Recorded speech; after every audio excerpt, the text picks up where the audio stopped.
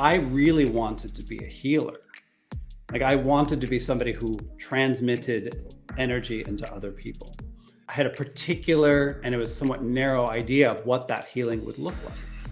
And that was something that had to be relinquished. And, you know, the story that was told to me that I often share with others has to do with somebody who was also an empath and a channeler who had studied to be a healer. And at one point wasn't developing in the way that this person had hoped, and said to his teacher, you know, why can't I heal the way you do? And her response is, why would you want my power when you have your own? Welcome to the Consciousness of the Way. I am your humble servant and seafood Taoist master, San Qing. And it's been a while, but guess what? I went down to the tree today and a magical, mystical thing happened. The universe brought me this incredible being. I want to welcome to the podcast Patrick Paul Oh my goodness. It's like I just had stage fright right there. It's like oh my goodness. You can pronounce it one more time and I'll just cut it out. Garlinger. I don't know why I had that. I was like a garring somewhere. It's amazing. No, it's great. I'm loving this. Patrick Paul Garlinger, a well-renowned author and intuitive. Welcome to the podcast, my dear friend. Thank you so much, San. Thank you for having me. It's a pleasure to be here. I'm really, really looking forward to this conversation. I would love you to start with the audience. Just give me a little, a summation of how you got to this very moment. Well, the very short version of that story, which we can go deeper into as you see fit, is that I used to be an academic. I was a professor of Spanish for many years, loved language and literature, storytelling. And there was another side of me that really wanted to be a lawyer. And this was a samskara from a past life. And I went ahead and did it. I left my job and went to law school. And while I was a lawyer, I went through an incredible dark night of the soul. And my life fell apart in ways that I could not have imagined. And out of the blue, all sorts of mystical beings, mediums, psychics, healers, divine mother figures showed up in my life. And I had previously been very resistant to all of that. Highly logical, rational person, from a professor and a lawyer's perspective. It's like, oh, this world does not exist. And the universe really just forced me to wake up. And I started to work with a variety of teachers and doing a lot of spiritual practices, meditation, mantra, forgiveness, prayer, a lot of energy healing. And along the way, really experienced a beautiful awakening, a Kundalini awakening that led me to start channeling, downloading books, and ultimately to start doing readings of people. My intuitive psychic faculties opened up. And that's where I'm at now, an author and an intuitive. Wow. Amen to that, my dear brother. That's right. It's a really amazing moment for anyone to realize there's something more than what they perceive as the mundane existence of their humanistic expression of reality. And they go, wow. That's right. Time to get on with this incredible, mystical, magical journey to Harry Potterville, potentially, because you're witnessing and experiencing something that is not what you would call normal. It's now obtaining some sensory perception that is well beyond what you were born into this realm with, and you get very excited. It's like the seed of the seeker. Exactly.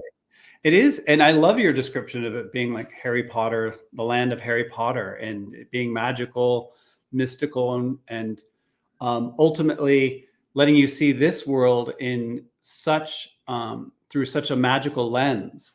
And, what I remember from my time before that was this yearning, this desire, this sense that there was more to life, but I didn't have the keys to open that. And so it, that urge translated into this sort of seeking. This is why I moved from profession to profession and was sort of constantly taking in information. There was some part of me that knew there was something more, but I had really, really strong blinders. So for anybody out there who, has a similar background, this is what I find is that, it's divine grace, awakening will happen when it's meant to. Yeah. I mean, if you were to come from a psychological, neurological, scientific perspective, you shifted gears from a intellect to intuitive nature that was truly revealed to you. Yeah. Something as sort of hard set and really in stone, quite frankly, something as limited as being an attorney, and the idea of law in of itself, the construct of that is limited. And so I would love you to share with the audience exactly what that was like, because I think you referenced the dark night of the soul, which is probably you transitioning to this realization there's a hell of a lot more out there. Yes. So, I still have enormous respect for the law and lawyers who are working in that realm where there are conflicts. It's our very 3D way of handling conflicts and separation. And it has its role. And when at my best, I could see myself as a healer in that role, helping to resolve conflicts that had been generated by human desires and conflict. But the reality is it's operating very much in an intellectual framework through language that does not appreciate the depth of what it means to be human and divine all at the same time. And so what I found as I was moving towards a life of either an academic or being a lawyer, where you were studying law, thinking about things like the First Amendment, and I just had this deep pit in my stomach that the path that I was on was not the right one. And that's where the dark night of the soul came, is that I ultimately sort of abandoned a path that I had been on to go into legal academia, because I really wanted a life of the mind. And that dark night of the soul basically, threw everything into disarray. I had turned down a prestigious fellowship, and I fell into a huge, deep depression. That was the start. And then that's when all of these, excuse me, that's when all of these beings started showing up and sort of saying, this is what you're going through. And I remember some of the first times I had energy work where energy was coming into my third eye. I'd never experienced anything like that. And I remember the very first time I experienced this, the only thought I could have for 20 minutes was, God exists. God exists. This was just this revelation of everything that I had believed about the construct of reality was suddenly falling apart. And it was beautiful.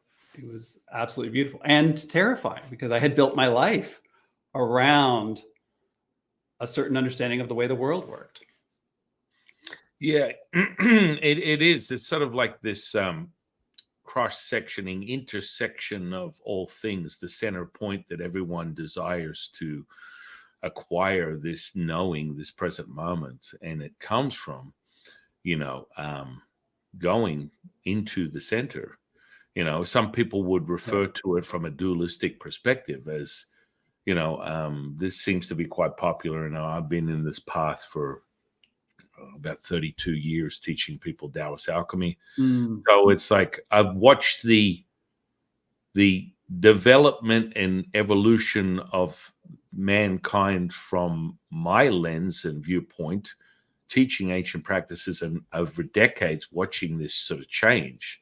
And, it's, 30 years ago when someone would come to me with a psychotic episode that they were being potentially admitted to a psych ward for an evaluation, through the ancient techniques and practices as an ordained priest within Taoism, there are all the rituals that we use. And of course, one of them, one of my lineages specializes in exorcism. So that was the first and foremost removal of that type of lower frequency energy.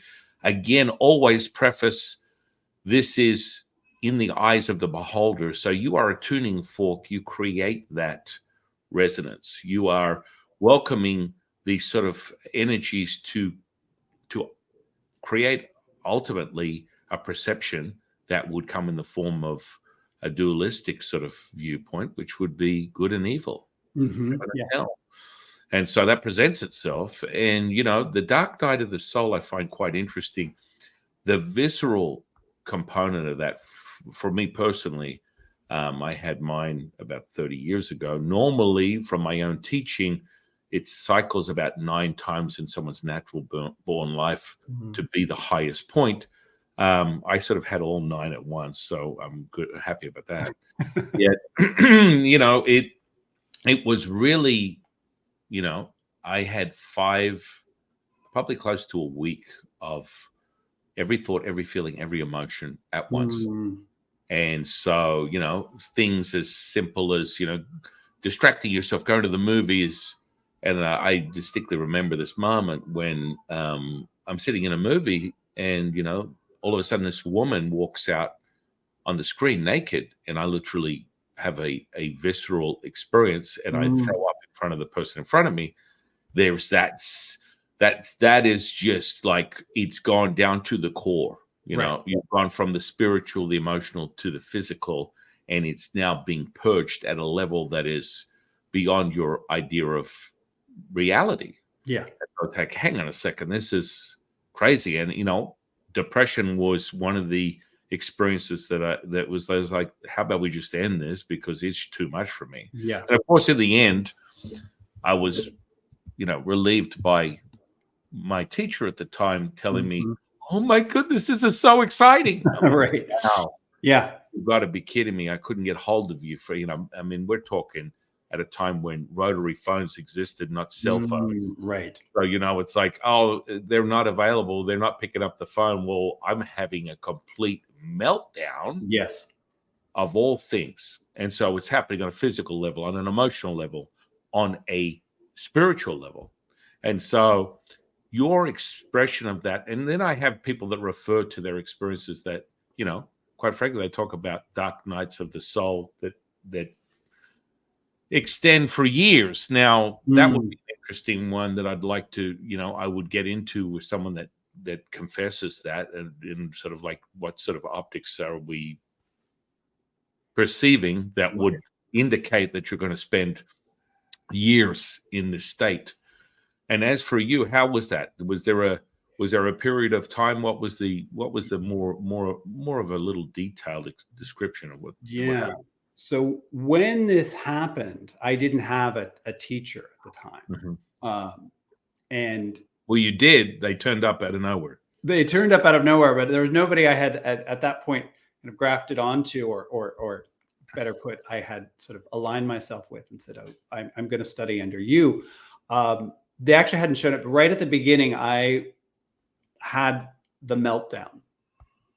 And there was a period where I thought maybe I was going crazy, and, reaching out to psychiatrists and their ways of handling things were, that was not the path at all.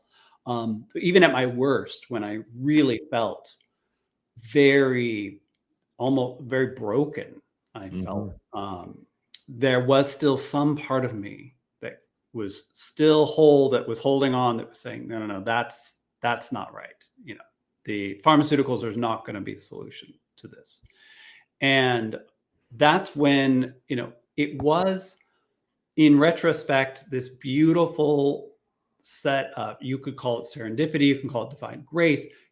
One person I run into who says, you seem agitated to me. Maybe you should go see Amma and get a hug. And I didn't know who Amma was. So one of the divine avatars who performs darshan by hugging. And that was one of my first experiences of that kind of energy transfer, which is filled with love and bliss. Another person said, I have a friend who's a psychic. You might want to go get some insight. So I did. And it was just slowly me kind of getting through the days of these drips of figures, of people, of the divine working through humans who led me to different people until I started to understand a bit more. This was not a psychological breakdown in the sense that I needed medication. It's just that my sense of my world had shattered. And my lasted, I would say the acute was for several months while I had finally found somebody I was working with who did a lot of energy healing. And I sort of slowly got back on my feet. So it didn't last for years. The recovery was thankfully pretty swift, sort of getting back to a baseline of like life no longer feels overwhelming. Decisions don't necessarily overwhelm me. Because there was a period where my nervous system, it was as if any sort of insulation had been stripped. Everything that was stressful felt like, it was like at a 10, every little decision. And then slowly came back into sort of a state of equilibrium. And from there, that's when, sort of the deeper growth began, sort of getting back to that baseline. Yeah, that's it's a crawl, a slow walk, a run. It really depends on where you're at on your own barometer of reality. Yeah.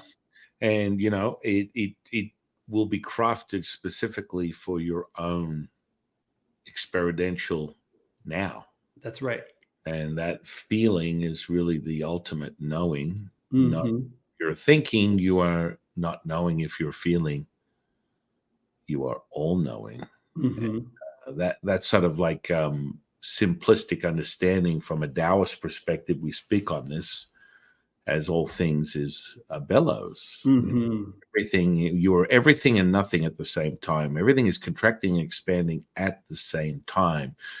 The seeker is acquiring that Death Star moment, that moment to enter as Luke goes towards the Death Star for that final blow. That's right. And that's between the breath in and the breath out within a Taoist seeker's path is what we reveal as the Wu Ji, the stillness, the mother of all things, the Tao. And so most people will stay in one or the other. They will be subject to dualistic perception, and they will be forever tortured with the idea that their human condition is reality. Yet it's, as we speak on it from a Taoist path, the name that is named is not the name. The way to walk is not the way. And that in of itself reveals so much. Realize the misdirection is the identity of the reflection of what you look at in the mirror as you.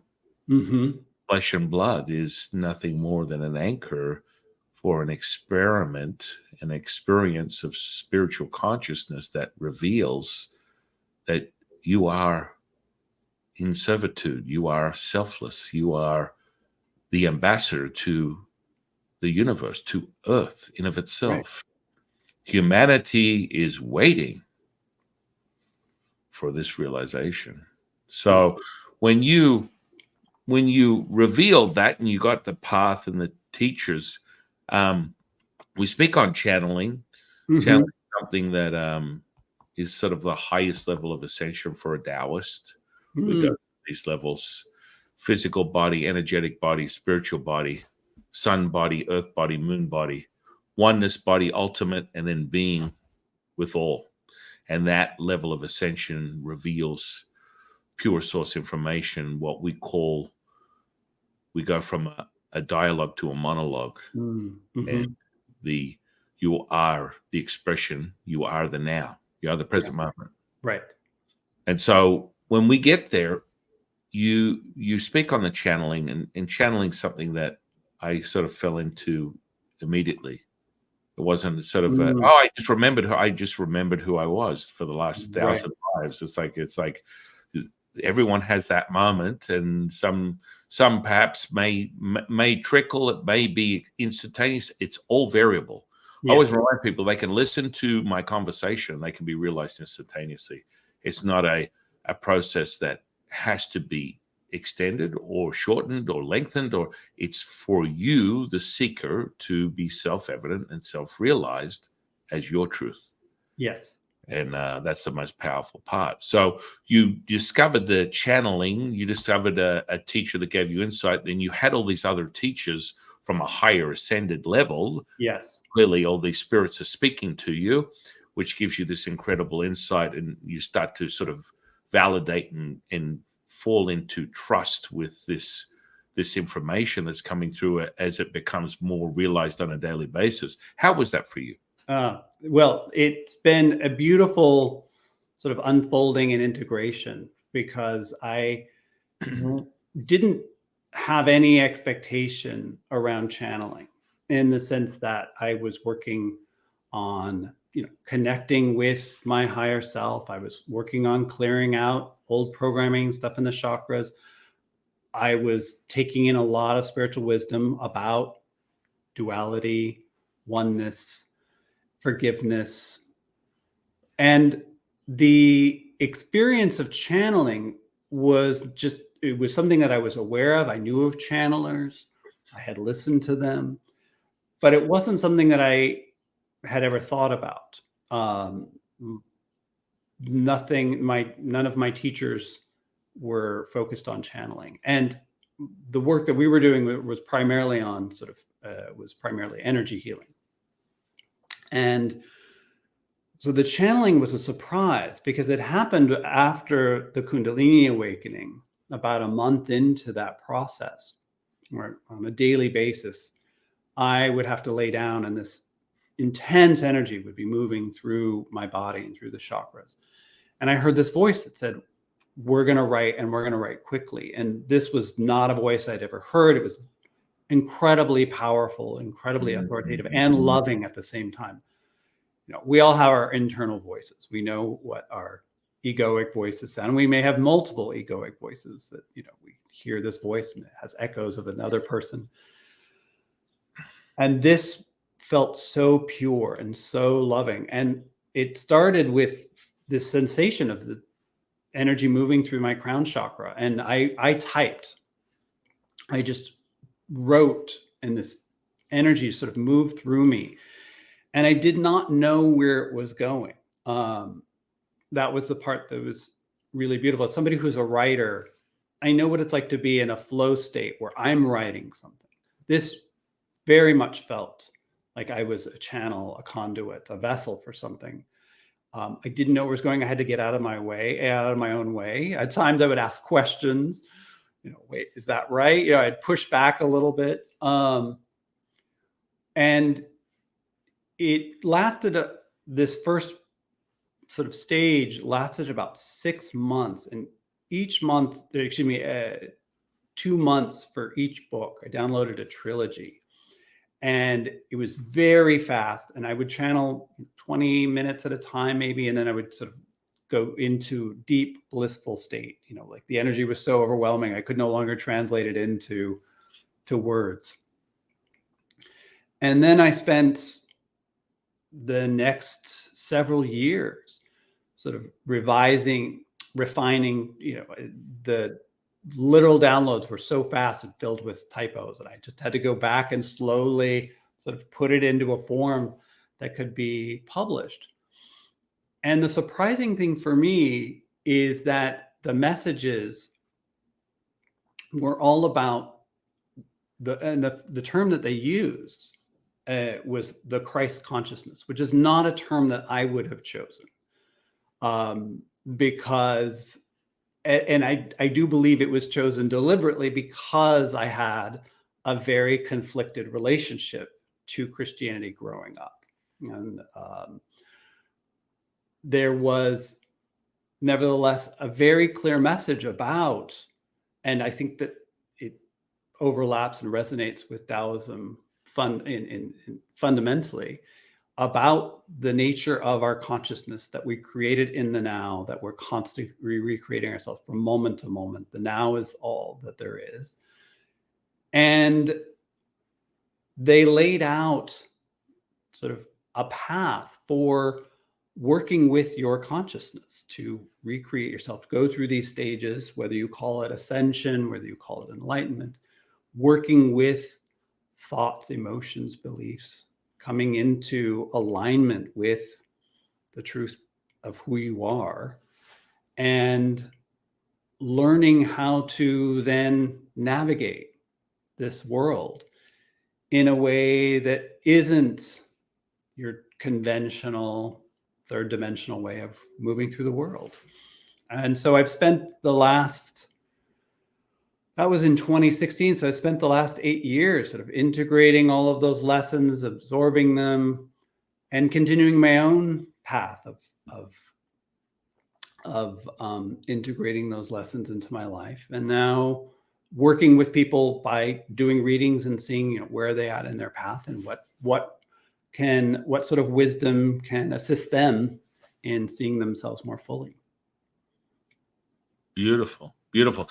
It's interesting. Had a friend of the channel on quite some time ago, David Verdesi, and he's an interesting mystical seeker. He's traveled the world, studied under many masters, as have I, very similar ones in some cases. And then, of course, I ultimately have 171 teachers that I channel on a second-by-second basis. My main guy is Lao Tzu. I channeled him over 30 years ago, and he's my teacher today. I just in communication with him on a second-by-second basis. I don't claim to know anything. I know nothing.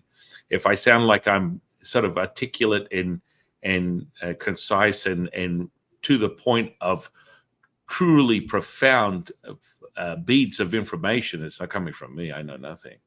Yet, you know, you get to that point through your own admission without experiencing it. There seems to be a universal understanding from a channeler's perspective. Now, what most people would consider automatic writing, which is, I think, what you would refer to, that form of channeling, right?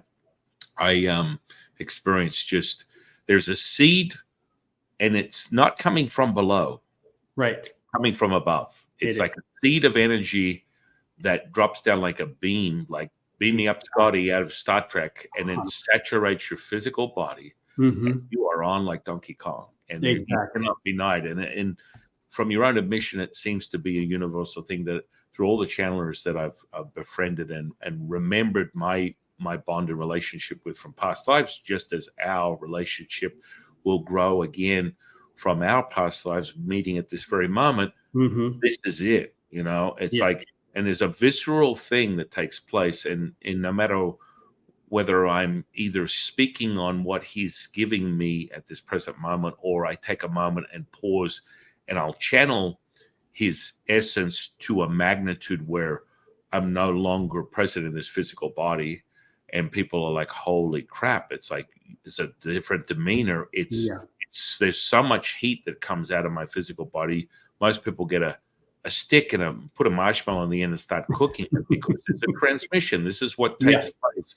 And I always bring people's attention to this as the seeker looking to acquire a greater understanding of the nature of reality when they're on this path and they want to learn these mastered skills, that they're remembering who they are. There is this universal sort of like realization that, you know, I always tell people, you know, the only truth, your truth is the only truth you need to be concerned with. Understanding the absolute truth is only yours. It's not anyone else's. And so I find that really beautiful, that there is this sort of universal understanding, no matter how many variables there are, which there are infinite amount, that there's an infinite amount of ways up the mountain from a Taoist perspective. So once you obtain that, you're the present moment. So you become infinite, abundant, timeless, endless, limitless. That is that now moment. And so you express that through your admission. Speak to us a little more on that. On the transmission part, I just want to make sure I followed your question. Yeah, like a little bit more on the transmission, because it's like you cannot, and the reason I referenced Videsi is, for me, when I channel, I can literally commandeer my physical flesh, take a lighter flame, Yes. and put my hand over it, and I can leave it there for a minute or two, take it away, and it does not permeate the physical flesh. You are saturating beyond the electromagnetic spectrum. This information that we're receiving, ladies and gentlemen of the audience, is not of this realm. Right. So it's perfection, right? So the charge that you and I are getting right now, realizing that, it's like the aha moment, is that universal realization. So from an OG channeler doing it 30 years, this is how I do it. Now he confesses he went further. He goes, I take out my channeling knife, and when they're doing it, if I run it over their flesh and it cuts, then they're not doing it. It's like, okay, dude, you're a little intense for me, but there's a realization when you saturate the physical flesh with this, basically what we call chi, or the mother, the Tao. The Tao. This is not from the electromagnetic spectrum of what is this 3D reality. Right. It's what you call supernatural. That's right. Crazy. And so speak more on that for yourself. Yeah, that's exactly right. And like you, it's very hot. Sometimes I would break out into a sweat.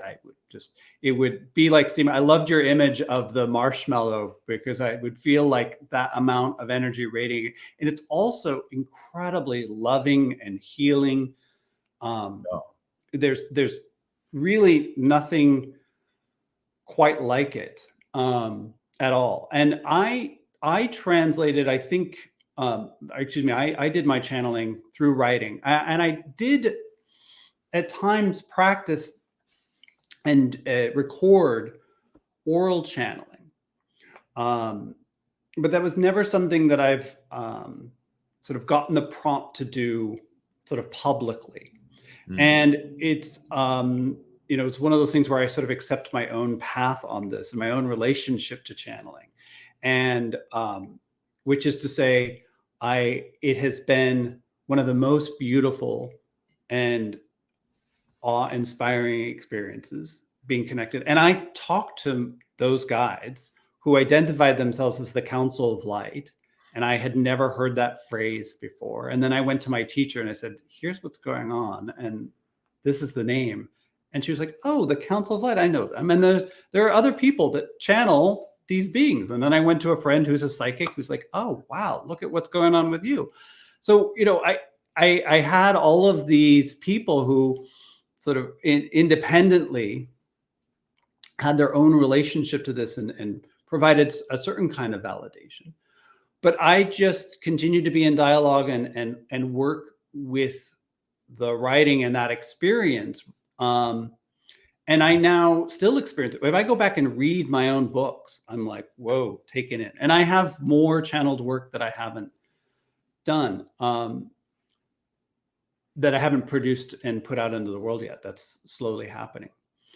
What's interesting for me is that in some ways it has remained a very private experience, the actual transmission. Not doing it publicly the way you or Bashar or Paul Selig or any other number of channels who do that openly. And I've often thought about and kind of had my conversation with, the council, with my guides on why this, because I've never gotten the prompt. They've never sort of said, you should channel publicly. And I think it's largely because I have, I found that I tend to attract and speak to people for whom, whose path has been similar to mine and are still kind of coming out of that 3D world. And so, at least for now, this has been my path, is that I'll talk about channeling and I'll provide the wisdom. But I don't channel publicly. And so it's an interesting relationship. I have an interesting, my own sort of internal relationship to channeling that feels a little bit different from the way, you know, others have channeled. Yeah, I mean, it's symbiotic and to you, Yeah. to your tailored to your experience, your knowing. Yeah. That's how it works. I mean, what I will reference on, and I find universal. I mean, for me, if I don't need sustenance, I can sit here for days and create someone's life's work in like minutes. And Mm. people have, you know, whenever I transcribe something, it's like, you know, I just finished the Tao Te Ching with Lao Tzu a couple of months ago, and you know, something as profound as a scripture like that for 2024, it took me upward of like, you know, an hour. Mm. But the information just comes through Wow. so quickly as I'm having conversation with him. He just gives me people, you know, we go into, doesn't matter what the information or what the subject is, you get the answer when it's direct source information. Yes. So it's like, you know, anything from, you know, creating, you know, business plans on something I've never even seen before, yet I can, you know, have insight, and he will give me information right down to the last dot on the page Mm. of a business plan that would be equivalent to building $1 billion company. And it blows my mind because I have no recollection of it when it's happening. And Yes. even afterwards, it's kind of like that was like, whoa, Yes. because it's now the now Mhm. moment. That's right. And you know, for me, the dialogue is really clear. I hear him, I see him as clear as I see you. I hear his voice. And perhaps, you know, part of the alchemical process of my development as a Taoist priest and a Taoist immortal from many lives before this one, Yes. it makes it quite easy for me to sit into that sensory perception, and it's available to anyone. Yes. It's not something that oh, your gifts this, and no. If you refine this mastery and you find a method, you find someone that can show you the method, anyone can acquire these skills. Yes. So it's about developing finding a path that you resonate with and making it that self-evident, self-realized, repeatable 3D, you know, epiphany. Right. Right. Absolutely. You know, what's interesting about it is that um, I've met a lot of people, you know, people come to me for readings and they want to, you know, they want to channel, or they want to, um, you know, they want to be able to do healing, or they want to have, you know, their psychic faculties open. And one of the things that often comes through in a reading for me is, you know, sort of whether that's actually the path. I really wanted to be a healer. Like I wanted to be somebody who transmitted energy into other people in a particular way. And so I had a particular, and it was somewhat narrow idea of what that healing would look like. And that was something that had to be relinquished. And, you know, a story that was told to me that I often share with others um, has to do with somebody who was also an empath and a channeler who had studied to be a healer. And at one point wasn't, shall we say, the healing faculties weren't developing in the way that this person had hoped, and said to his teacher, you know, why can't I heal the way you do? And her response is, why would you want my power when you have your own? And I'm often then reminded of, you know, I didn't go in with an expectation, a desire to channel. And that's what happened. It's not to say that you can't sort of commit yourself to being connected to source.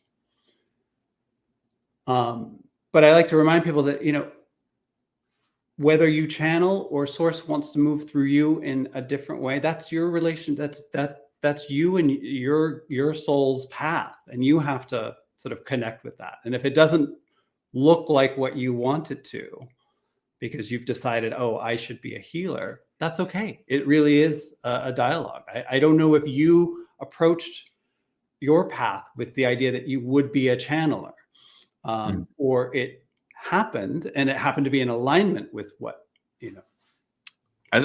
You know, just speaking on that, it's like you get slapped in the face, right? Personally, I transitioned from physicality, you know, at the ripe old age of 10, went deep into bodybuilding and powerlifting. Oh, right. So I immersed myself in that from my teenage years due to a side effect of being what I've now sort of like coined the Jesus Christ effect. I was subject to bullying as a child, and I looked for something because of the high gamma state that I was in, and because I was able to absorb information at a rate that was beyond any of the kids that I hung out with. I was always at the top 1% of any class on an academic level without any attention to it.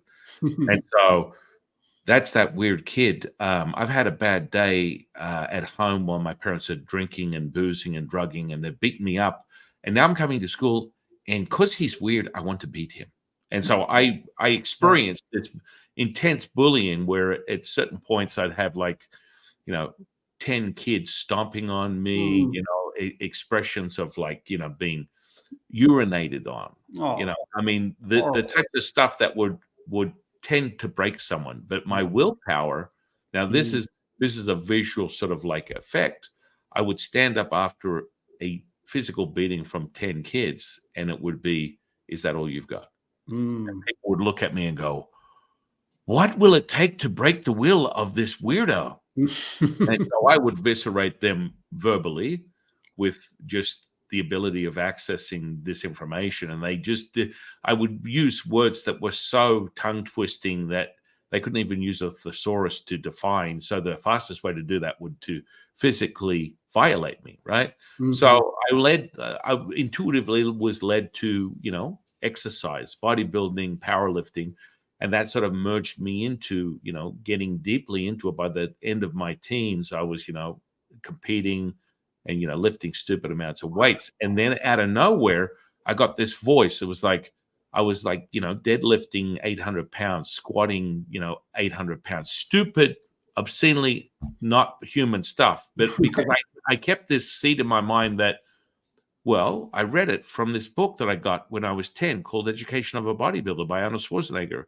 It told me that I can, you know, follow this diet and I'll look like that guy with the muscles. I was like, okay.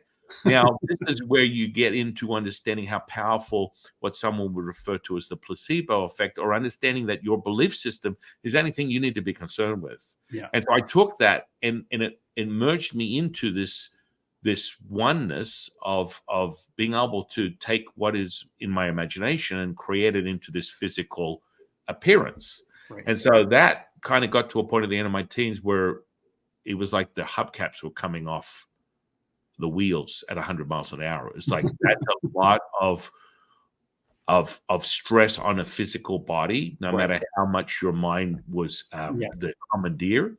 And then there was a voice saying, you need to try meditation. And I'm like, dude, I pick things up. I crush things. I don't. That's for in those days, you'll probably remember this. In those days, that's for Hare Krishnas, yogas, people, yogi people, you know, spiritual, you know, Gandhi. That's not for me. I'm a physical person.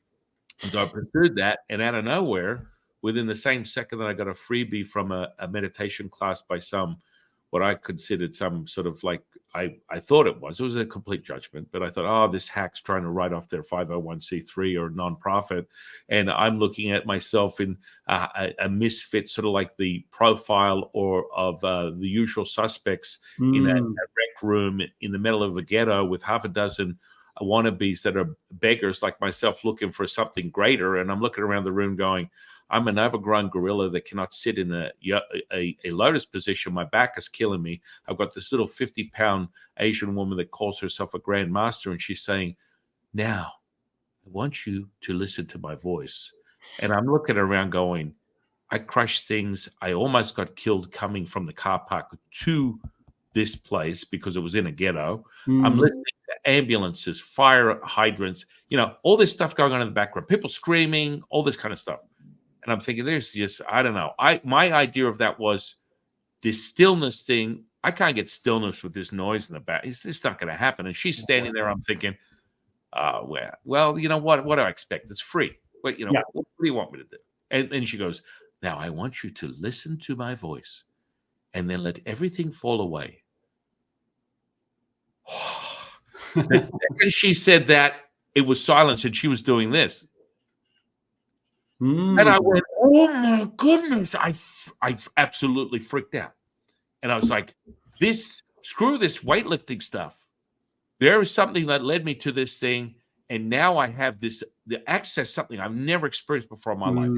Complete silence. Like when you say it, it becomes realized. And I'm like, whoa, this is on another level. And of course, that led me into, instantly getting into channeling. Like the next week, I channeled Lao Tzu. It's just remembering. It was like a remembrance thing. That teacher that showed me the channeling had 60 years in his natural born line clicking into channeling. And he's like, what the he literally got pissed. He's like, some overgrown bodybuilder comes in here and he can instantly channel. And it was like, there was like no separating at that point. Right. I went on my path as a Taoist priest, and there was and I was considered a confessed, not a nihilist, but an atheist to some degree of not really having a spiritual path. Yet I believed in myself. Yes. That seed of will not be what people would perceive as willpower, could not be broken. And I used it to transmute the physical flesh. Right. I created my imagination, and then all of a sudden, boom, this 260-pound bodybuilder with 23-inch arms who's now turning into a guru. I mean, you can't make this stuff up. Right. And this is sort of like what happens with people. And I find it really interesting for you, a little bit more of an insight for the audience, how that transition for you. Like it's almost a similar path, a Gnostic path. You were an attorney going into intuitive states of awareness that must have been mind-blowing for you. Yeah. And you obviously had a very rapid transition. Your path in this life. It was rapid. Here it is. And I had to be dragged kicking and screaming into being woken up. And that's part of everybody accepting their own path of like what your samskars are, what you show up with, and what your evolution needs to be. So interesting, there are parallels in our story, which is that I too had discovered bodybuilding at a certain point. I was going to a gym regularly, really working on getting much stronger. But I'm in my 30s at this point. And I'm getting ready to go to law school. I'm still working as an academic. And I go to a gym and there is a quote unquote power yoga class. Never heard of power yoga. I said, can I do this? The front desk is like, sure, why not? I get in there and it turns out that the person leading this is a hardcore Ashtanga yoga who trained in Mysore and would go regularly to work with Pattabhi Jois. And so she's leading us poses. She's giving us the Sanskrit names, and this thing destroys me. I think, oh, I'm a bodybuilder. I'm like, oh, I've been lifting weights and I am sweating buckets and I have no idea what's going on, but I was hooked instantly. And for a long time, yoga was this path for me. And the way my path unfolded, which is almost it's almost opposite of yours, which is just, like I said, this drip, slow drip, is that from there, I sort of discovered meditation. This teacher understood that, yoga, the asanas were all designed to lead to meditation. And so there would be a small meditation portion. And then I discovered Zen. And Zen, because it wasn't deistic, could speak to the very rigid intellectual side of me. And I still have enormous respect for Zen as a path. Ultimately, I stepped away from it because it didn't have a framework or answers for a lot of the experiences I was having. but it played a really critical role in my life, leading me to a lot of meditation, a lot of seeing my ego, watching, being able to sit, connecting with stillness, until all of these sort of energetic and mystical experiences began to happen. And so for me, I had to look back and go, why did it take me so long? You know, like in contrast with you, where you went from like a week later, you're channeling. Mine was a slow evolution over years. And I've had to accept that, and embrace it as part of my path. That, because there have been times I said, you know, why couldn't I have gotten here sooner? And it's actually one of my deepest karmic sort of lessons, is slowing down and being really slow. I actually used to move through the world very, very quickly and wanting to get somewhere very fast. And it's what it allowed me to move through careers like being a professor, and then I'm going to move on. I could move quickly, I could absorb material quickly. Slowing down has been a critical part. And so in a way, my path, that was the parallel, that I actually had a very slow awakening until literally I was almost 40 before, you know, the things really took off. And so that's one of the things I think we all have to remember too, is that, you know, we come into this world and everybody's path is a little different. This is something that you've said, you know, already. Our path is different. We just have to own that and be in dialogue with our higher selves, and let it unfold in the way that it needs to unfold. Yeah, yeah. I mean, it is. It's kind of like that realization when you're putting yourself out there, and you come to a certain point. I put it at the old expression, "I'll try anything once." So for perception from a dualistic perspective, my glass is always half full. And doesn't matter, you know, whether I'm in my personality or I'm this present moment, which is most of the time from my observation, I will reveal it as another profound positive, as you would put it, from a dualism. Now, when you're at one, you're all things and nothing at the same time. Exactly. So I don't have to speak on it as a positive. It's just the now. And it just so happens when someone asks me, how are you doing today? Well, it's good to be me. You know? Right. And you know, I confess that perhaps looking back at it from a natural born life perspective, this seed of what people conceive as willpower that could not be broken, to a childlike state where I accept everything at face value. So, you know, within that same week, I went from that to the channeling, then witnessing a physical healing the following week. And I'm an observer of that for 30 years. And that physical healing was like gangrenous flesh going back to pink in color in like 40 minutes. Right. And so that was wild. And so for me, how did that happen? It was like, all I did was accept it. Yes, exactly. You know, it's like, you know, within the training as a Taoist priest, we have all these very ancient practices that have been handed down for thousands of years that are very powerful and potent, and they acquire the energetic profiles of this realm.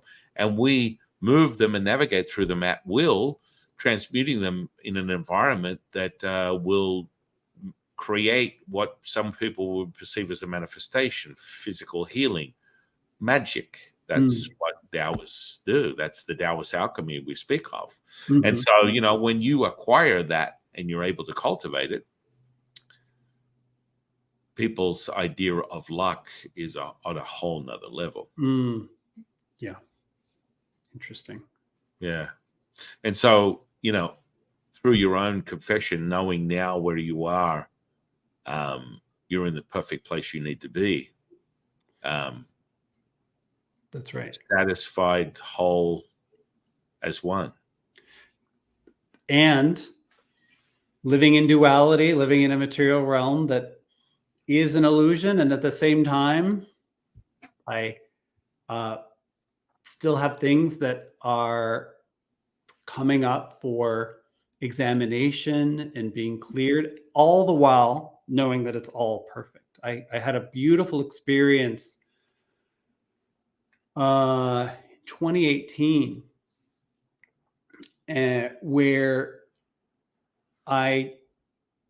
it's the closest I've had to what is commonly referred to as a near-death experience. But I wasn't actually in any sort of physical harm, but I saw my life from the beginning to the end very quickly within a matter of just like minute, and the utter perfection of every single one of those moments was revealed to me. I was just like, and I ended it and I was like, my life has been absolutely perfect just as it is. So the very human, personality driven assessment of why didn't I wake up sooner, or why am I not doing this, or whatever that is. And for anybody in an audience, it's very normal and common to have these assessments, but this is part of what we're here to transcend, is the sense that the timetable that I was on, that if I were to compare myself to you, be like, well, you were lucky, you had, an instantaneous awakening, and you've been able to spend 30 years doing this work. And I went through all this other stuff. That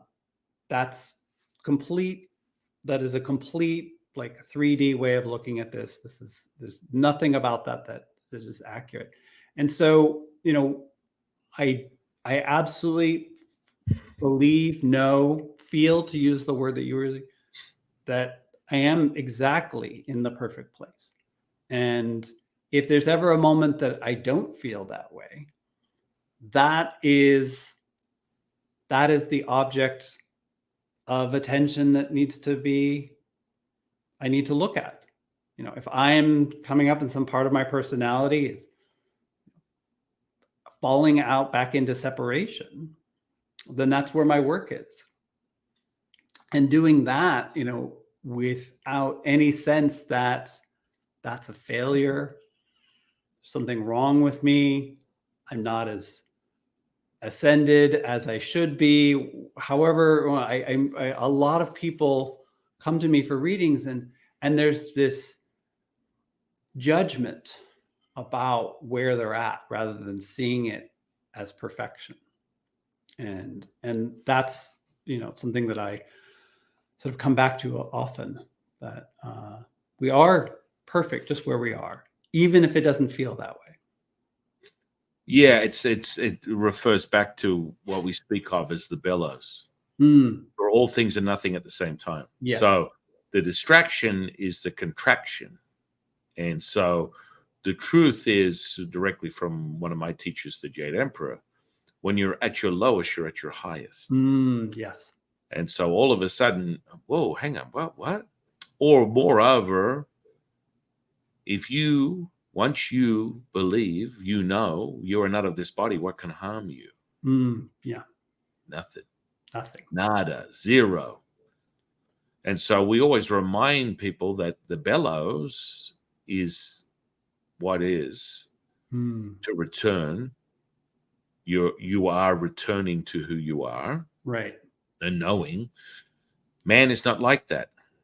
And so when you separate and you believe you're of this flesh and blood, you will be limited to the physicality. You will be limited to that expression. When you embody it, as Patrick and I speak on, from the channeling, from that perfection that saturates the physical flesh, now you're off to the races because you're that present moment. Yes. And exactly. there you can transform anything and return it back to perfection.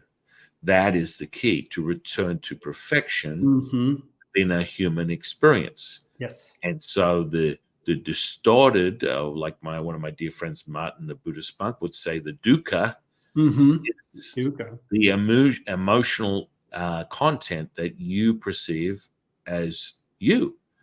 Exactly. So that distraction will create the prolonged effects of the now.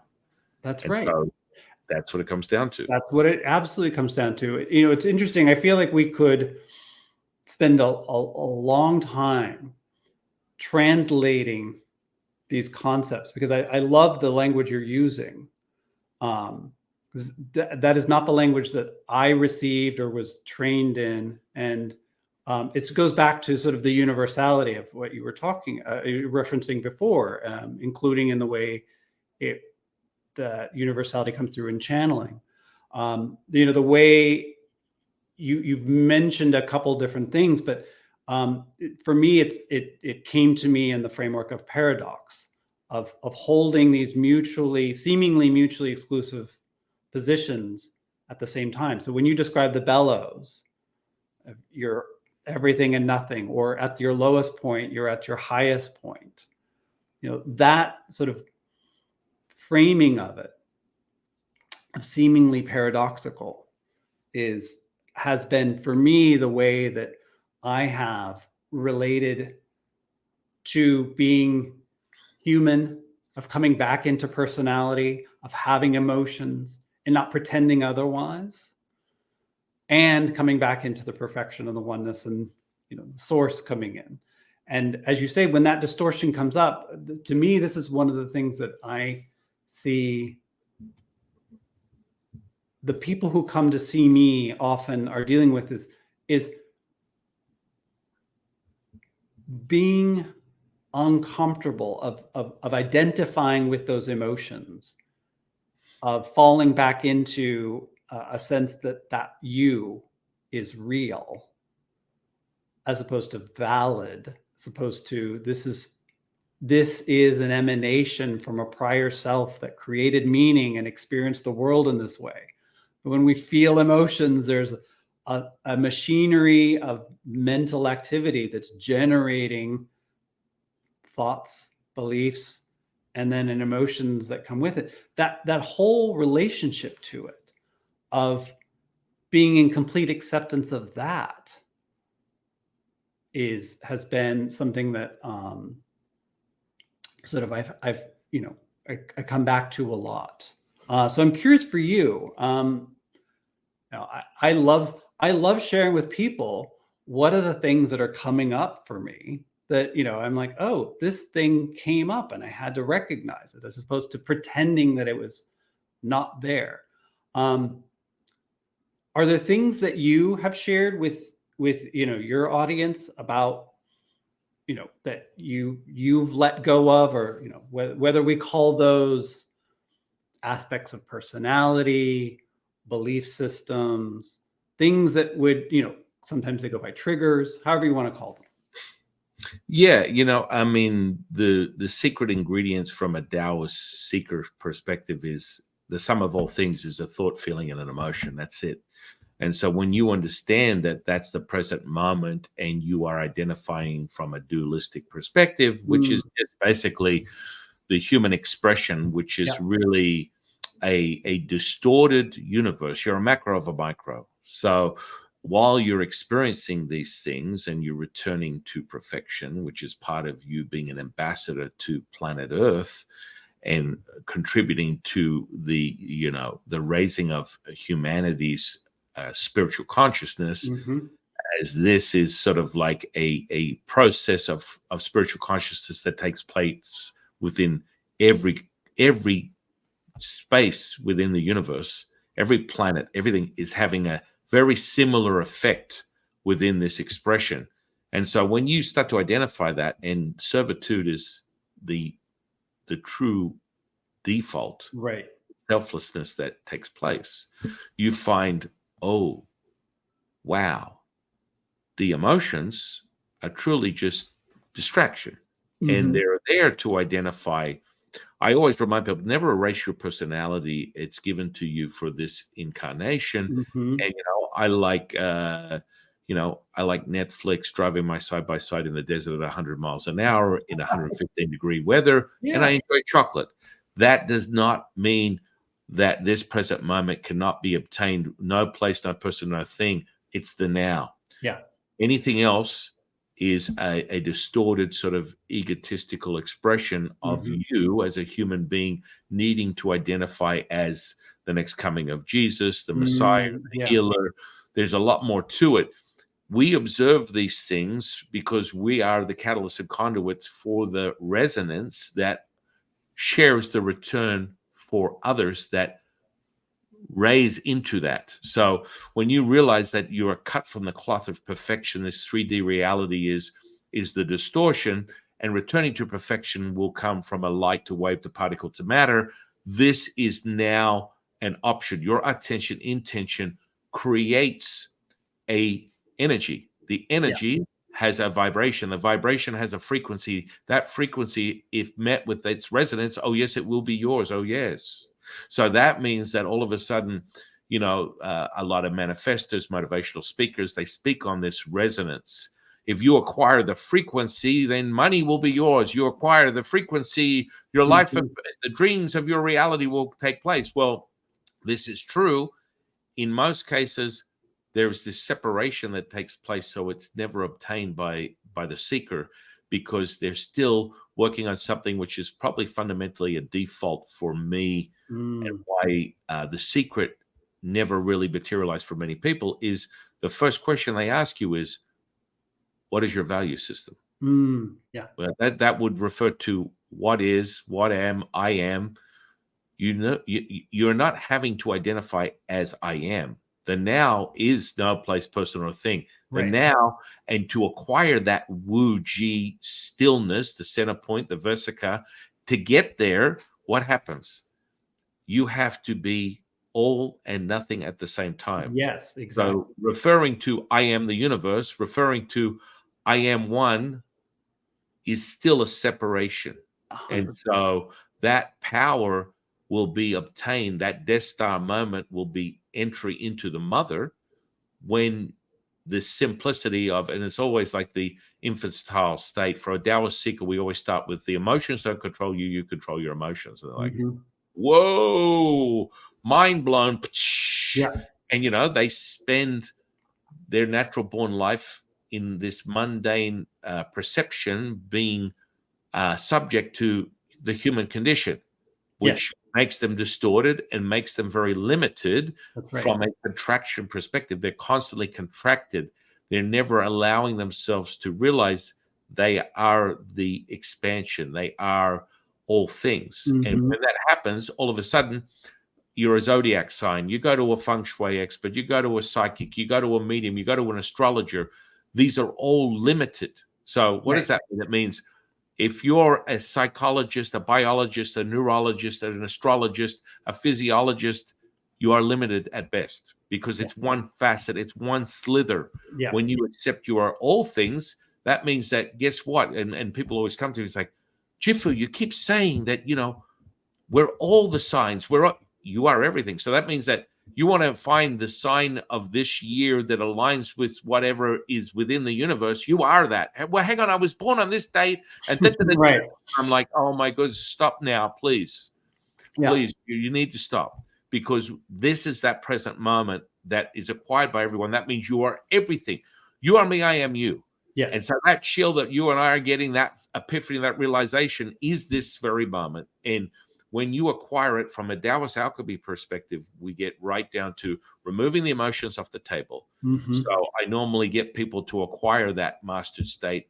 The longest term is 9 weeks, but some people arrive in it within 7 days, where they can identify the emotion like an icon on a computer screen and move it off through the mastery of the energetics. So energetics, to me, is always the first offering and understanding. And the Taoist alchemy, in my opinion, yes, I'm a fanboy because I'm an ordained priest within Taoism. I've been doing it 30 years. There is nothing that comes even close to the internal alchemy of Taoist practices. And that's just me being a fanboy. Now, you know, I've come close to hearing certain sort of like perceptions, either some interesting channeled work from a Walter Russell, or perhaps maybe, you know, a Rosicrucian pathway where they get really into the mystical aspects. But personally, there's a lot of, in my opinion, there's a lot of like mystical fluff that doesn't materialize into a repeatable repeatable experience that the user Right. must have to validate their experience. Yeah. So it's not some delusional state of psychosis that goes nowhere. That's where the profiles and the density, the substance we call it, the chi, is evident. And then, Mhm. of course, that chi can then downgrade into a 3D reality, electromagnetic spectrum, and you start playing with this within the alchemical processes, referencing a periodic table. But this stuff is going on inside you. You can separate electric from magnetic. You can merge them together. You can take conscious and unconscious process and make it as one. So, answering your question in relation to the humanistic experience of me, yes, but I literally give it about a second's attention because I know it's not the truth. And so some people are like, that's kind of delusional that you could tell yourself that. Well, it's the truth as I know it. My truth is the only truth I need to be concerned with. And the self-realization and the validation of that will be self-evident by what is created, as I am a co-creator, a spiritual conscious creator, part of the perfection of the now, and it will be materialized in manifestation, magic, healing. And these are sort of the Harry Potter epiphanies that Mhm. give you this validated sort of like pathway that you go, oh, yes, you want more? I want more, sir. Thank you, sir. May I have another? Yes, you do. You will be that Oliver Twist moment of realization where you get it and you go, wow, I'm just like, as Patrick and I's own admission and confession of our own epiphany, we hit that center point that took us in a complete different direction of expansion that we thought we were in, but the bellows expanded even more. That took us on a path that was completely contradictory to whatever we had experienced in our natural born life. And we're like, you can't make this stuff up. It's just not possible. Right. So it's interesting hearing you talk about this, because the way you framed it, I think you said, would you say thought, emotion, Thought, feeling, and emotion. thought, feeling, and emotion. And my guys talk about emotions being made up of sensations and stories. And it's a similar thing of thought, feeling, emotion. And that process, that very human side. So you and I, again, have a slightly different relationship to this, which is you move very, very quickly. There's a relationship to time. So for my guides, they talk about this is how we create time. We create time through emotions and story.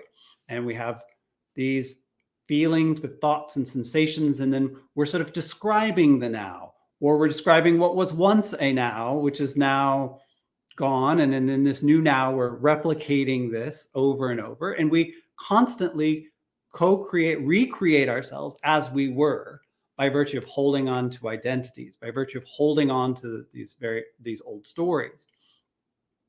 And the path is coming into the now, which is moving out of time. It's timeless. When you're in the now, there is no sensation of time.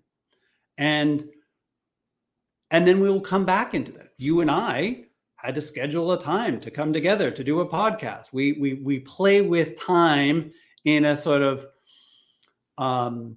mechanical way. And then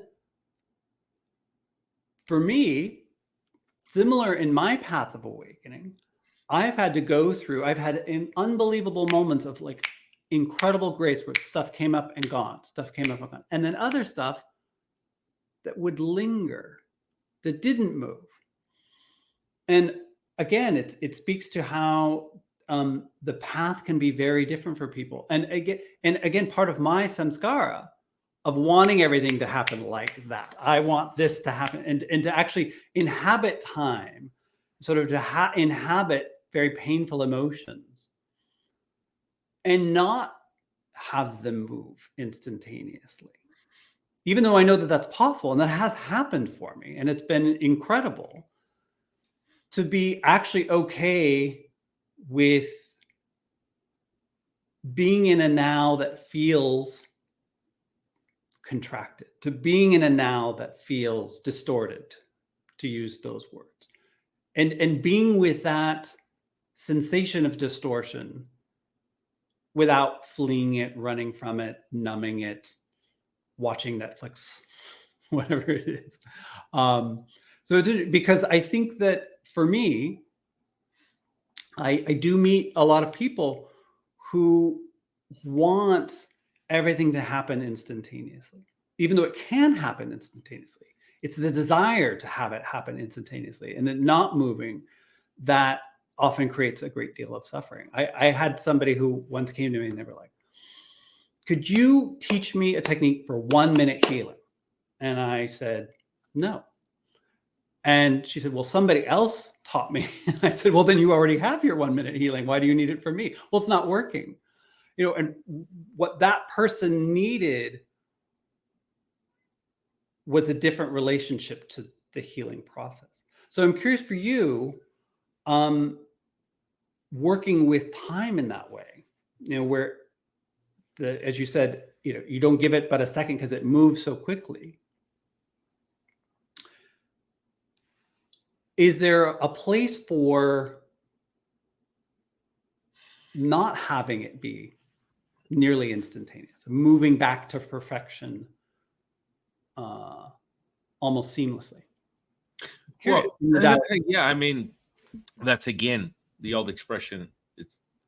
It's in the eyes of the beholder, right? Mm. So, I mean, you know, it just happens to be the realized pace of all things. I mean, as it enters that trauma when, you know, grandma hit you when you went for the 5th chocolate cookie when you were 5 and you were traumatized, and you've carried that badge of honor throughout your natural born life for 40 years, and you go, hey, every time I think about chocolate cookies or donuts, I guess start crying and I get really nervous, and that came in instantly and it will exit instantly. The need or desire for that is something that is within you, that you have perceived your reality as necessary to process that. You know, within Taoism, we call it soul retrieval.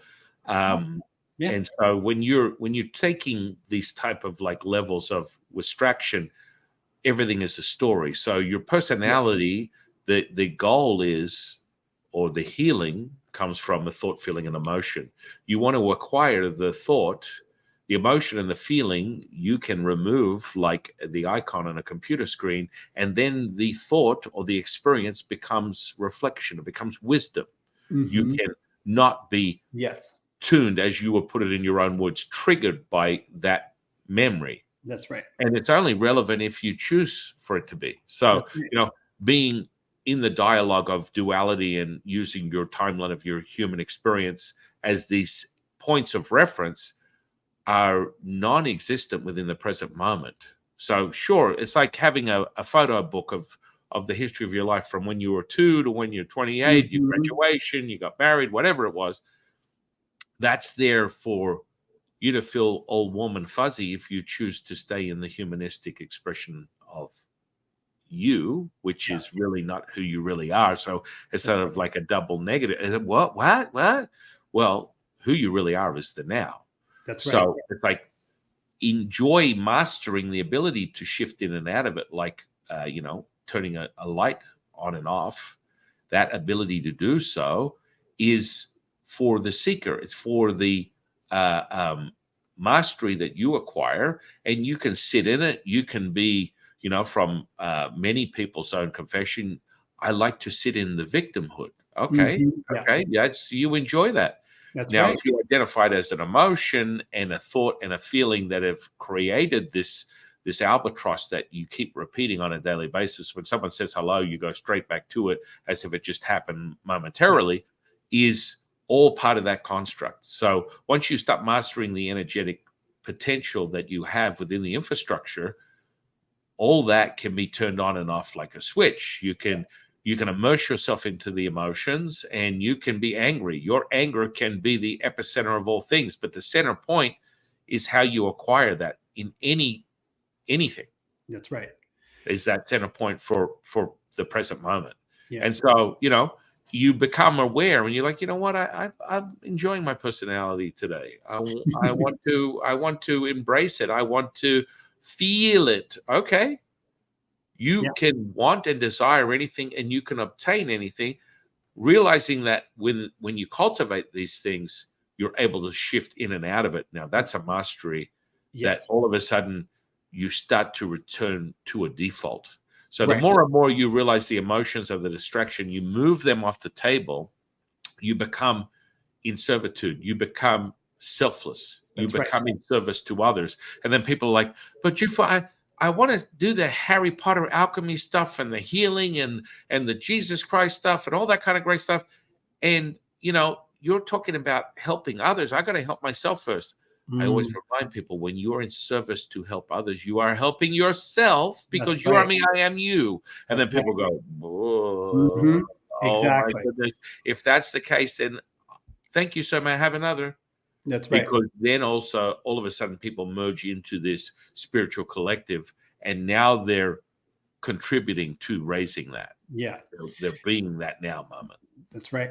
The experience, so there's two things I wanted to speak to in response to what you just said. The first is this ability to move things instantaneously. And you said, you know, some part of you wants to sit in victimhood, or some part of you desires this. Like, you know, these things that if we are holding on to them, it's because there is another desire to hold on to it. It serves a purpose. It gives us, it fulfills a need. And that's the piece that needs to be gotten to, that often isn't. You know, if you're waking up and repeating it every day, and you're saying, oh, I'm not going to be this way, I'm not going to be, oh, here's what's going on, and it comes back, well, then you actually haven't identified the thought, feeling, and emotion that's actually at the root of that. The expression that you've used, you know, I think you've said everything and nothing. Is that the right formulation? Am I saying that correctly? All and nothing at the same time. All and nothing at the same time. You know, that feeling is, which I'm just recalling one instance where that happened. Out walking, and I remember thinking, you know, who, I remember asking, it was, where is Patrick? And the answer was everywhere and nowhere, all, you know, at one, and it was just this moment of utter simplicity. It was all so simple.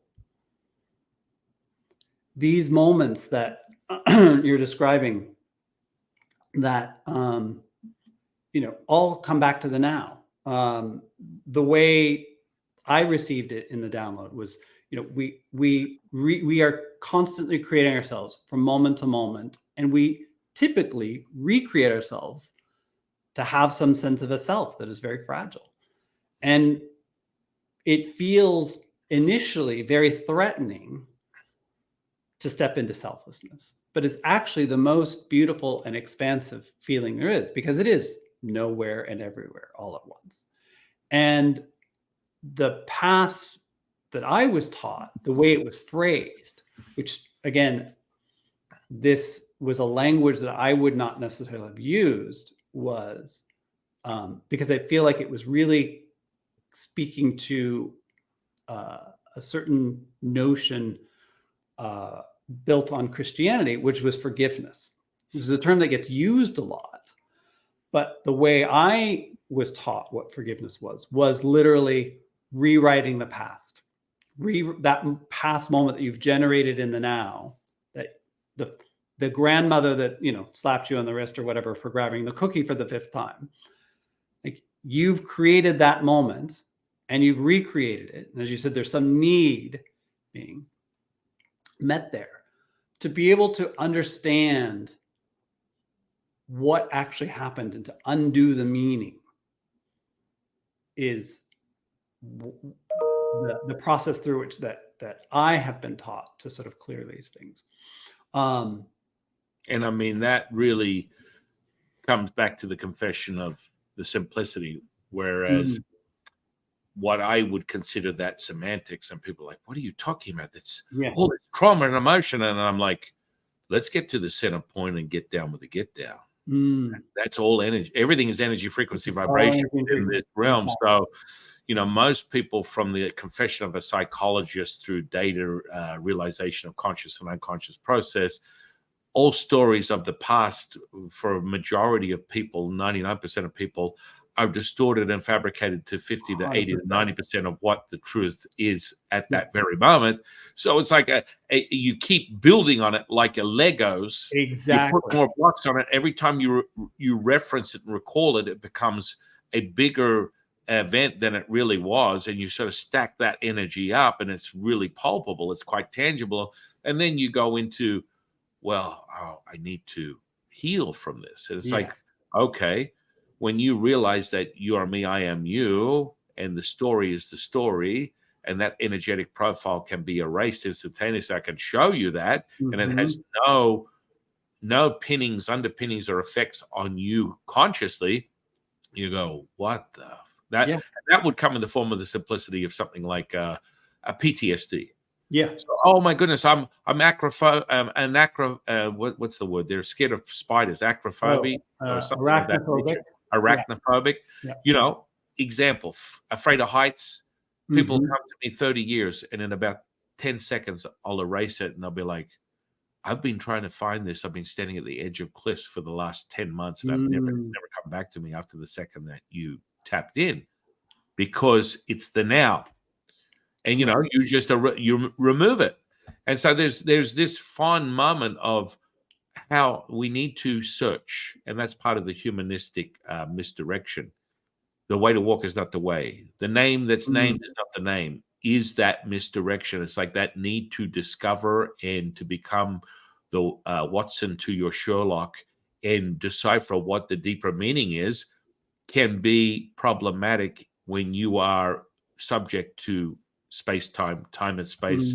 We always remind people, remind the man, mortality is real. This human expression, when you level up and realize that you are all things and this present moment is everything, the human expression is a distraction to deter you from the very self-evident realization how powerful the now is, and that you're just expanding. That's your reality. And the contraction is there has to be a polarizing effect within this electromagnetic spectrum. Now, when you become the now, you're all and nothing at the same time. So the need to discover the forgiveness, discover the emotional content, is in of itself the distraction. And it's like, whoa. It's like, because you as a child, you accept everything at face value. You're not interested. If I go and grab my kids, I've got 6 kids, between 12 and 6 months. The last 12, even the 12-year-old, I have never stolen his creativity, his understanding of reality. So he is still very clear that Santa Claus is real. And he can sample the energy, he can sample the profiles of Santa Claus, and that very rippling effect that takes place in a certain period of time that is across the globe, that you have a sense and understanding that Christmas is here. And you go, whoa, this is a universal thing that is part of the collective. And so children are in that state, and people always talk about gurus returning to a childlike state. Absolutely. Because this is the place of return. You want to accept everything at face value. You're not interested in the introspective, analytical, cynical construct of a human's nature of everything is half empty. That is part of the personality. Yeah. And that's okay. But, I'll go back to my all-time favorite TV personality. Don't piss on my leg and tell me it's raining, sir. Judge Judy will always remind you. And so when I get someone in a hurdle, and it's kind of like that Death Star moment, right? Okay, sometimes there's you have to shake the tree. And people are like, what do you mean shake the tree? You've ever seen the movie Towering Inferno, where they're on the 10th floor of a building or 100th floor, and the place is burning down, and there's hysteria everywhere. People are just freaking out. We're going to die. We're going to die. They're running all over the place. They're offline. When you're emotional, you're not conscious. So you're offline. You're doing this stuff. And then Robert Wagner, one of my, favorite actors of the 80s, he grabs a woman, and she's just hysterical, completely out of her body, slaps her across the face. Hey, get a hold of yourself. And she goes, oh, thank you. I needed that. This is what happens when you give someone a moment to be accountable for their behavior and realize you are in your emotions. You are not conscious.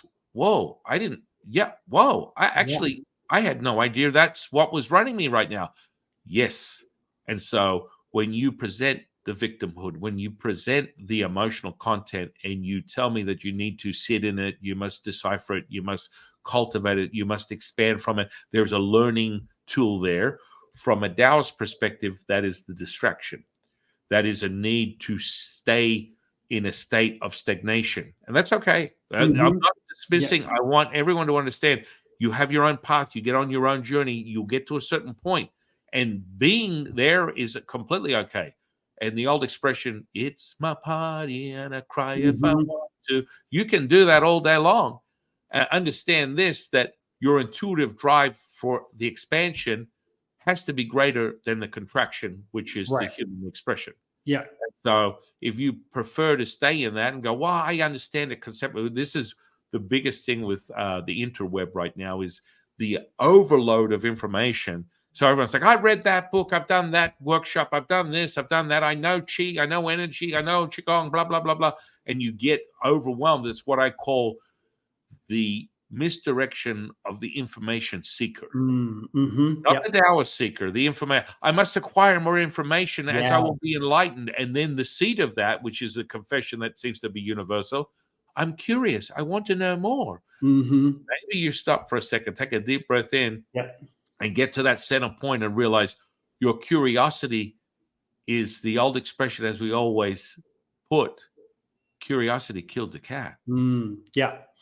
So I 100% agree with you. It's all about getting back to that childlike state before you've even created meaning, before you had any ability. I mean, you ultimately, my guides talk about it in terms of inculcation and collective consciousness. You come in and you are completely connected to source, and you're slowly, I think described it as being limited and contracted. You begin to see the world in particular ways. You learn shapes, and then you learn language, and you learn concepts, and then you start creating meaning out of events. And if you want to sit in the deciphering of a past trauma and going over it and being like, well, and this is what was really going on, and this is what was really going on. You're still in that moment. You've just keep playing with the meaning over and over and over. And what I was suggesting is that you never actually get to the point of recreating yourself as the Christ consciousness, as the now, where that's just gone, as having meaning, of having any energy, having any like vibrational reverberations in your life, where you can remember it. This is not forced amnesia. It's not as if you extract this memory. To use a Harry Potter thing, it's not like when, they can take memories out and they put them in the pool, right? Where it's gone. You can recall everything that happened. You can recall your grandmother slapping your hand. And your story at most is, I have a memory of when I was 5 of this action taking place. It's not as if you are living without any memory. You don't even need to recall it. Most of the times you wouldn't recall it. Maybe somebody asks you, oh, do you have a moment? And then, but your relationship to that has no energy whatsoever. You described many of your experiences, and you had lots of emotions, and now you have a relationship to that. But it's not as if you're going back and you're like, I'm still trying to understand why my mother did this when I was. Well, that's the affliction of the human condition, right? Yeah, exactly. My guide used the word forgiveness because etymologically it's to return as it was before, just prior to the moment of generating the meaning of that experience, where then you overlaid it with emotions, etc., and then ultimately created an identity out of it, which is usually the reason that most of us keep replicating these things. We're still identifying with them in some way. The vicious cycle condition. Yeah. And so returning is the center point. The returning. So, you know, when you, as you would put it,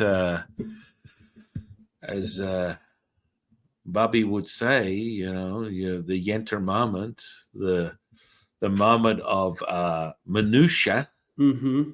You know, we need to get away from the Meshuggah and realize that that sort of crazy is unnecessary. Right. That sort of crazy is problematic. Right. And, you know, the first point of, as Lao Tzu would put it, the first point of healing is being accountable for your behavior, the merging of consciousness as all things. So you are aware that you can alter these states. And so when you say erase it or erase memories, that is still potential. And so, you know, even if you start with a base level of something as simple as I have a fun place for entertaining, you know, hypnotic states of awareness, which are always entry level. It's like I like to call that the infantile Harry Potter entry. I've taught all my kids how to do that because you need to understand you can access now. Like I can walk up to anyone, no matter what their perception is, and erase their name, get them to forget what's happening, and have them wake up and go, "What is going on?" And people are like, their friends are videotaping this stuff going, but what about the movies where look into my eyes and swing that? No, I'm presenting this resonance 24/7.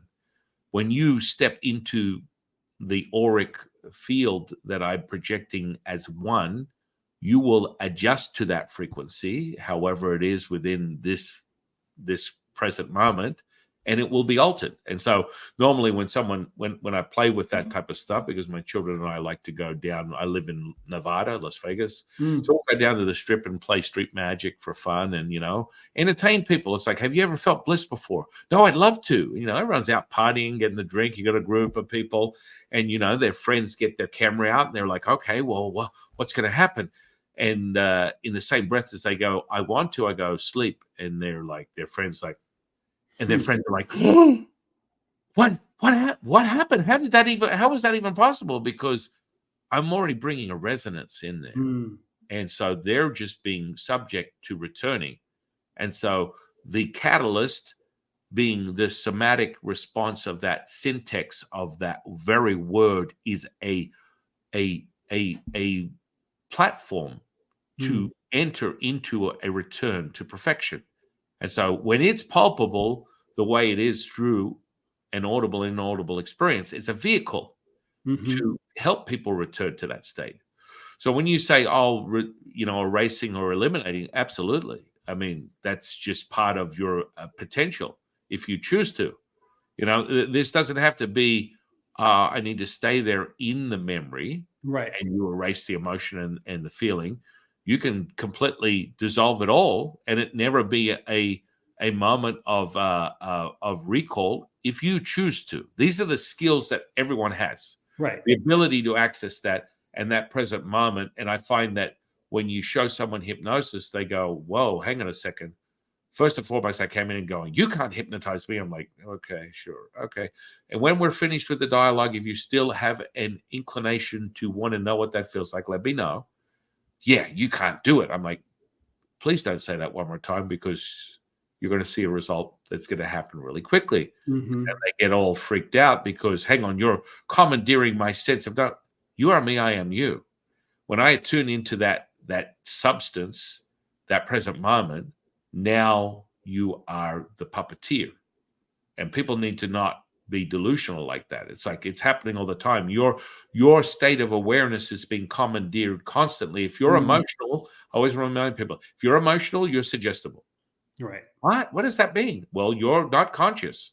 So if you're emotional, you go and turn on the news, you do something else, you're listening to the local yenta, whatever, you are being commandeered by that very state, that very moment, which is the subject of your personality, which is the human construct. Yeah. And so all that stuff just keeps happening. Now, Right. I'm not a real big fan of, hypnosis is always good to learn the basics of, but the stuff that Patrick and I are speaking of is beyond this world. This is a channeling highest level of ascension, direct source information, makes hypnosis look like the infantile process that it is. Right. So people need to understand there is a fundamental, it's like a massive gap. It's like you're going to the janitor at the lowest floor of the executive building instead of going straight to the CEO on the 100th floor. Yeah. There's a massive degree of difference, but I always recommend that people should have some type of insight and understanding that people will commandeer your attention using, Yeah.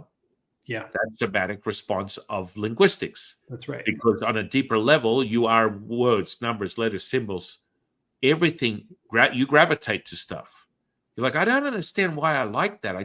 I like reading the Bible, and it just makes me warm and fuzzy inside because it's within you on a subatomic level. In this physical flesh, you are getting this representation, Yep. and it's been transmuted to a level that you're like, I'm curious. I need a desire. I've got this intuitive sense that needs to help me reveal more about what this is. And so you have all these layered effects. What are your thoughts on that? Well, I'm not sure that I am exactly following exactly what your final point there was. I thought you were continuing to make a point. And you're like, what are your thoughts on this? Well, because really everyone can intuitively experience this. I've come across, dozens of Christians that claim that energy or any individual human being has no power to acquire the power of God or Jesus. Yet they will talk in the terminology of, I went in the room and I didn't like the energy. I don't like the energy of this person. Then I draw their attention to this unconscious behavior and they go, oh, yeah, I use that terminology, don't I? You live that way. It's a universal understanding. Right. So that deeper notion. Now, if we reflected on a timeline and we look at something as new age language as science or quantum physics or things of that nature, people would refer to the DNA strand that was consciously discovered within human history in the 60s, played with, understood to a level where we now have this language they call epigenetics, giving us an understanding that you're a product of your environment. That means your thoughts can change your reality. Yeah. You can switch on and off your genes with your thoughts alone, which comes right back to the indigenous Asian practices that Patrick and I are talking about, that center point, that moment now is what is generating all things. So this is how someone can access that. And it's not just a thought, because if you're thinking it, you're not knowing. If you're knowing, you're feeling. It must be a visceral kinesthetic register from my own natural born experience, through my own training, from my past lives. This is a validation using this tuning fork that it becomes realized by you, self-evident. In that sense of the word. Does that make sense? Well, and what I hear you saying, or at least translating into the way I think about this, is sort of particularly that piece that when you mentioned of meeting people who say, nobody can connect to the power of God, or nobody can access that, which everybody can. Everybody can. That's basically what we've been talking about, is the sort of the human potential of like, this is who you really are. Everything else is this construct that, whether we frame it as sort of taking it off the screen or returning to a childlike state, all of this is the potential that exists within everybody. Right? That's what, at least a part of what you're getting at is. Well, that's returning to the knowing, right? Right. My sole driving force of my realization of servitude in this selfless expression of this avatar is helping you remember. Right. And that's it. That's Reunited, and it feels so good. To remembering who you are. To quote Ram Dass, or paraphrase, because I'll probably get the quote wrong. It's help. We're here to help everybody return home. I mean, that's how he put that, is that when you are doing this, we're in servitude, when you're here to help humanity's consciousness grow, if you want to frame it in those terms, it is reminding each and every person of their potential to connect with all that is, because, as you've said repeatedly, that's all there is. I am me and I am you. So when I'm meeting you, I'm meeting myself, experiencing this in a sort of material form. And so the piece of me that doesn't recognize that it is me, you know, I'm with somebody and I'm like, I'm you. And in their head, they're like, I'm not Patrick. I don't know who Patrick is. Patrick's a weirdo. I'm to help, like, remind them in whatever way that they're God and they're me, that there is no separation there, that it's all an illusion. Amen to that, brother. Mm-hmm. And that's, you know, the I think the messaging today, and it's always returning. That's why when we reference the Tao Te Ching, the magical register, Mm-hmm. that we frame our reality from within a Taoist path, it's 81 verses. It's 81 facets of the diamond of perfection. Each verse returns you to the truth, the true nature of who you are. Yeah. For the moment. And people are like, whoa, do you feel I can just turn to a verse and it has a deep meaning for this present moment? You're welcome. Know this, Right. right? And that's why, you know, scripture is so powerful, however you receive it, however it resonates with you at that visceral level.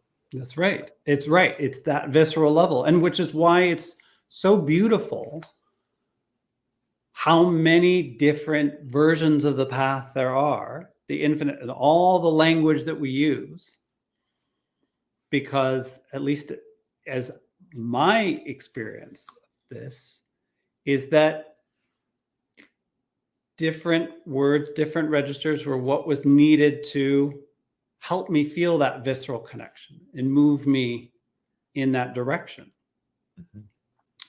So some people you speak in Taoism, some people speak in Christianity, the New Age language. So much of what we've been doing has been a sort of translation of what is universal, and that we even translated our own experiences of channeling. And even although that's in language, my experience is that it's the act of receiving, of being in that source energy that you described, that is where at times there was no personality, there were no words, everything fell away, there were no memories. That was the now. That was the now. Everything else is, I don't know if you'd agree with this, but I'm using your language. Everything else is a slight distortion of the now, so that people can come back into the now. It returns right back to the bellows, right? Which is the mirroring effect of contracting and expanding, being all and nothing at the same time. All and nothing at the same time. Which brings me to an incantation that we use within Taoism directly from the Jade Emperor. A power abundant in its giving you will receive, unifying the body with the spirit with the energy, bringing heaven to earth, transcending all is one, one is all, revealing perfection manifest. That is your gift, that is your offering. That is your gift, that is your offering. That is your gift, that is your offering. And that somatic, visceral, expansive moment that we all experience right now is the knowing. That's it. It's right there. And you go, holy moly, this is the now. And so powerful is that intertwining of that energetic potential loaded within the word spoken or not spoken. That is the vehicle that returns you to that, and it comes in all forms: manifestation, magic, healing. But it refers to the bellows. It refers to the mirroring effect.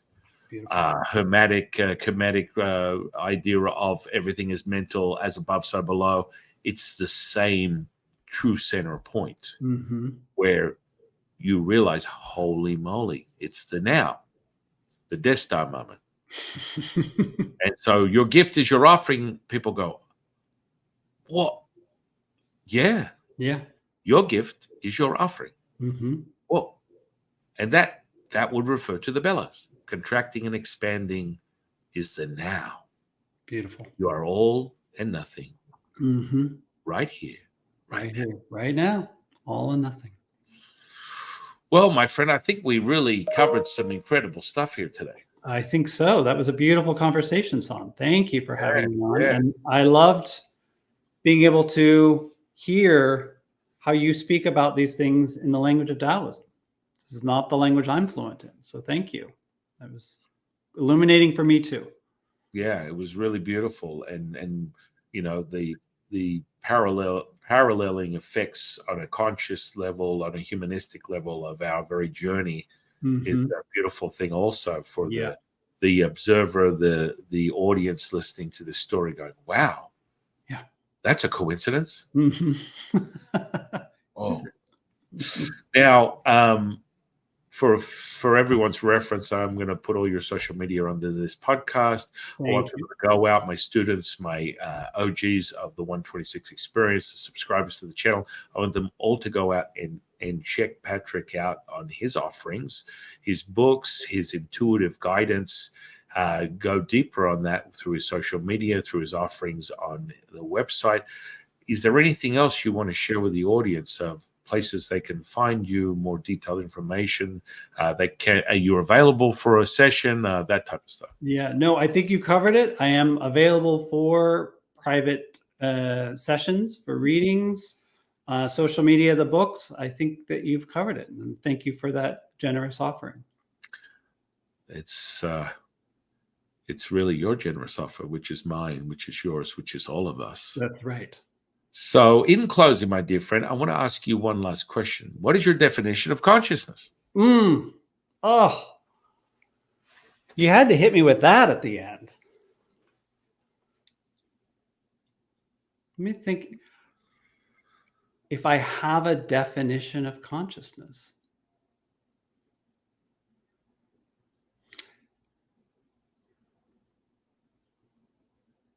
I feel like I could put something into words. And yet when I hear that question, the only thing that I feel pulled to is silence. Love it. Love it. I've asked this hundreds of times with guests, but I've never had the same answer. And that's the beauty of what we speak of. Yeah. And that now moment. Yeah. Thank you so much, my dear friend, for sharing. Thank you. Thank you, San. It's an absolute pleasure. And I look forward to revisiting this in the future. We'll have to do it again. That sounds great. I'd love that. Well, I want to thank you for sharing your time with us today. I want to thank the universe for bringing you into my life. I want to thank the audience for sharing their time with us today.